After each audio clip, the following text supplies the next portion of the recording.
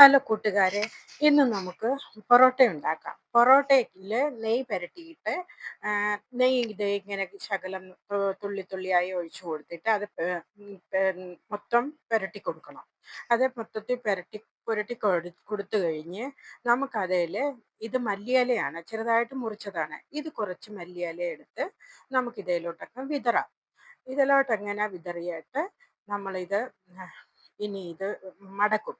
മടക്കിയിട്ട് നമ്മളിത് മൊത്തത്തിലൊന്ന് ഒട്ടിച്ച് എടുത്തിട്ട്, പക്ഷേ ഇത് പരത്തുന്നതിന് മുന്നേ നമുക്ക് താഴെ നല്ലപോലെ ആട്ടപ്പൊടി ഇടണം കേട്ടോ, അല്ലെങ്കിൽ അത് എടുക്കാൻ ബുദ്ധിമുട്ടാണ്. അത് കഴിഞ്ഞ് ഞാൻ കൈകൊണ്ട് ഇങ്ങനെ ചെയ്ത് കഴിഞ്ഞ് ഞാൻ ഇത് കൊണ്ടൊന്ന് ഒന്ന് നിരപ്പാക്കുകയാണ്. നിരപ്പാക്കിയിട്ട് നമുക്കിത് ഒരു കത്തി എടുത്തിട്ട് നമുക്ക് നടുവേ അങ്ങ് മുറിക്കാം. നടുവെ മുറിച്ചിട്ട്, കാരണം ഈ ദോശക്കല്ലോ തവയെന്നാണ് ഇവിടെ പറയുന്നത്. ഇതിൽ ഇടാകുമ്പം വലിപ്പം കൂടുതലാണല്ലോ അതങ്ങനെ ഉണ്ടാക്കുമ്പോൾ. അതുകൊണ്ടാണ് ഇതിങ്ങനെ മുറിച്ചത്.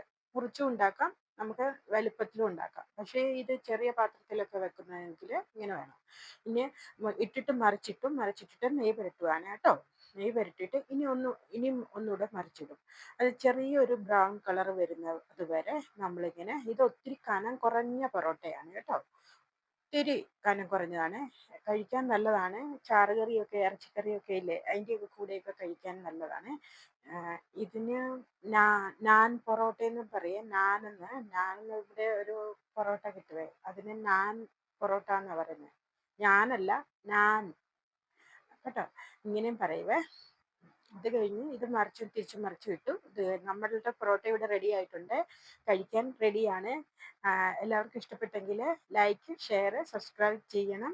പിന്നെ കമൻറ്റ് ചെയ്യാൻ മറക്കരുത്. Okay, bye bye.